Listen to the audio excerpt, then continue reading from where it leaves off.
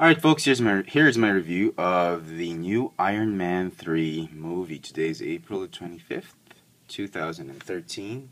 I watched the movie last night and I loved it. Now before we continue, this review is going to have a lot of spoilers, a lot of spoilerish comments and potential plot spoilers and whatnot. So if you don't want to be spoiled, you don't want any of those spoilers, please turn off this video and watch the movie first and then come back and watch this video.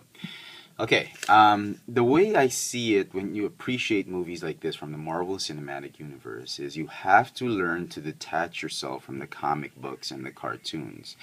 The characters you saw in the comic books, they're never going to be the same in the movies or in the cartoons or in an animated, full-length animated film. Producers and directors are going to have their own spin on your beloved comic book characters. The way I analyze it is the way Transformers Prime or Transformers Animated had done with the Transformers. It's never going to be the same as your 80s cartoons, never going to be the same, or how the Transformers movie franchise has revolutionized the original 80s cartoon characters. They're never going to be the same. Now, if you can't do that, if you're so hardcore comic books, you're such a hardcore comic book fan, and you cannot stand the changes that producers and directors and artists are going to make with your characters, then please, by all means, do not watch this movie. This movie is just going to have you ranting about, oh, it shouldn't be like that, it shouldn't be like that, the Mandarin shouldn't be like that, oh, Tony shouldn't have done that, and whatnot. My best advice is just skip this movie altogether and stick to your precious comic books. So, the way I'd characterize this film is it's not a superhero film. It's like a smart James Bond film. It's not your typical popcorn movie, bam, bam, bam, bam, action, and you don't have to think. It's a very thinking film. And you got to see it from start to finish. You got to listen to every single bit that happens. I wouldn't go as far as saying as it's a detective film. I'd say it's a James Bond film, where we feature where most of the movie is all about really Tony Stark and not the Iron Man. And sadly, this movie is not for kids. It's a little bit, there are a lot of mature scenes. I'm not talking about sex scenes. I'm talking about a little bit more violent scenes. A lot of, there are a lot of talking involved. So kids are going to get bored. I was in the movie and there's a ton of kids there and they were bored to death for the lack of action. There's not a complete lack of action. There's just much less action than Iron Man 2. Now the movie uses a lot of elements from the Iron Man storylines by Matt Fraction and wonderfully illustrated by Salvador Larroca. If you don't know what I'm talking about, go to your comic book store and get the trade paperbacks of the Fraction and Larroca Iron Man. That's the point in time that comic book series has been on for 3 years. It came out after the first Iron Man film, and it got me hooked into the Iron Man comic books. So it uses a lot of the elements and storylines of that particular comic book era of Iron Man, such as there's a mention of Extremis, how it can be used as a weapon. If you read that comic book, you'll know that the repulsor technology was also used as a weapon. It's in that same vein. That's how the threat was written up. Now, you get to see Tony as Tony. I mean, you only get to see him as Iron Man Act 1 and in the final act, Act 3. But in Act 2, toward half of the movie, he's Tony Stark. You get to see him as not just a guy in armor busting the bad guys and super villains. He's a detective. He's a genius scientist and inventor, creative, like he's a MacGyver. He's like a secret agent out to stop the bad guys. So it's him without his armor and just the tricks of his trade. Like he's just a smart guy with some tech. Battling the bad guys. There's going to be some twists in the plot, which there was one twist I was like, oh my goodness. We know when they first mentioned that This is just going to be Tony fighting regular bad guys, no supervillains. And then they mention Mandarin. I thought that's never going to happen. Then they probably say, oh, they're probably going to rewrite his rings into not being mystical rings. They're just going to probably be just ornaments, and he'll just be a regular terrorist. It goes more beyond than that. I don't want to keep talking about it because I'm going to completely spoil it for you guys. But there's a big twist in it, and half of the comic book fans, I'm sure, are just going to be up in arms and saying, what?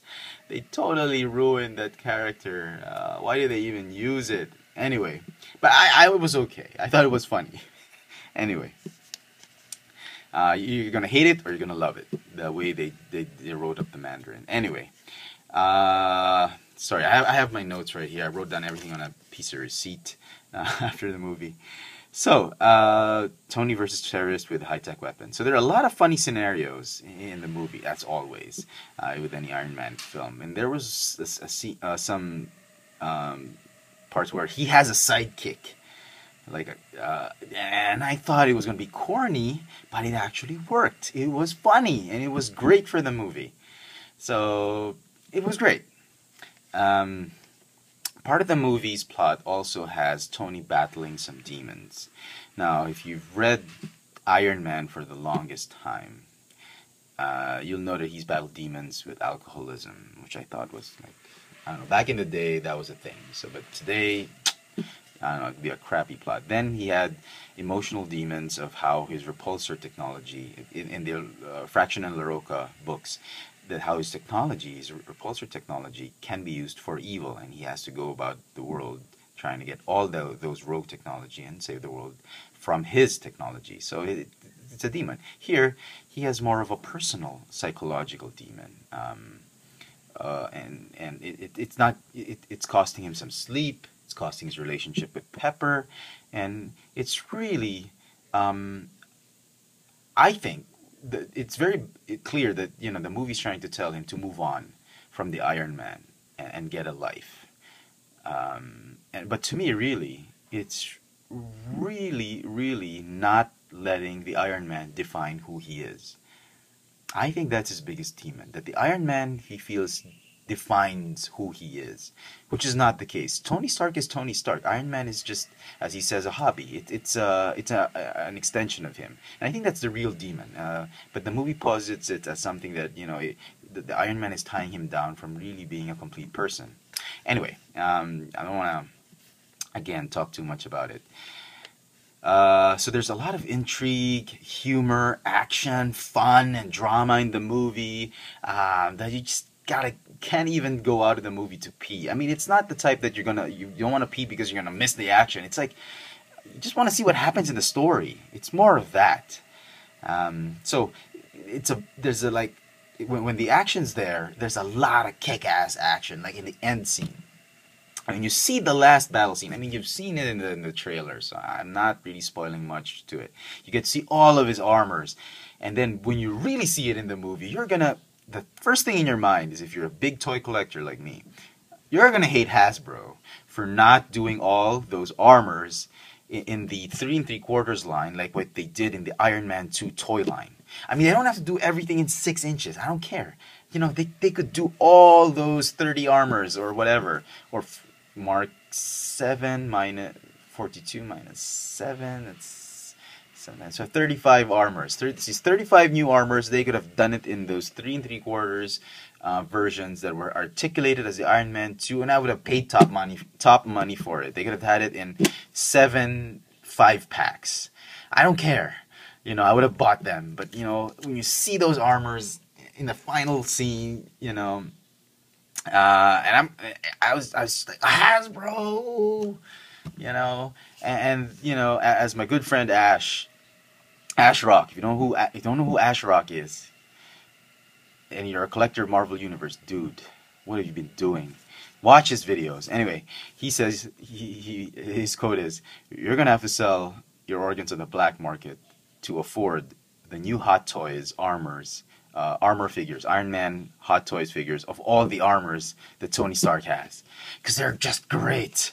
And I wish Hasbro had made the 3 3/4 versions of those armors, and Anyway, but it was a great battle scene. The Lego set that says Mandarin versus Iron Man, the final battle scene, that's crap.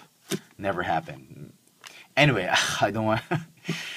I'm spoiling it too much. I'm sorry, but the final battle scene is not against the Mandarin, or the ultimate battle scene is not with the Mandarin. It's with the real bad guys. So, I wanted to say, so those are the great things about the movie. A little bit of negatives about it, and this is nitpicking again. I thought the movie was a little bit too brutal at times, which again it's not for the kids. And being that it's not for the kids, the toy line's going to suffer, just like the Batman movie. It wasn't for kids, and the toy line suffered. And I think for the Iron Man franchise, it's not so much as alienating the kids. It didn't alienate the kids as much as the Batman film. This one, the kids can still watch it. They can watch the first part and the last part, and then go sleep through the second part. So it's still fine. The toys can still make money, but the toy sales are going to suffer big time for this, because it's not your typical bam bam action kid flick, superhero flick. There are times where it was a little bit emotionally charged, and there were times that you gasp and like, oh my god, how could they do that? I mean, you know. The other thing, the third one I thought was in the end, when everything's said and done, when he beats the bad guys and whatnot, and he overcomes his demons. He does so, he overcomes his demons by removing a potential, not a potential, an essential, very, very crucial component of who the Iron Man character is.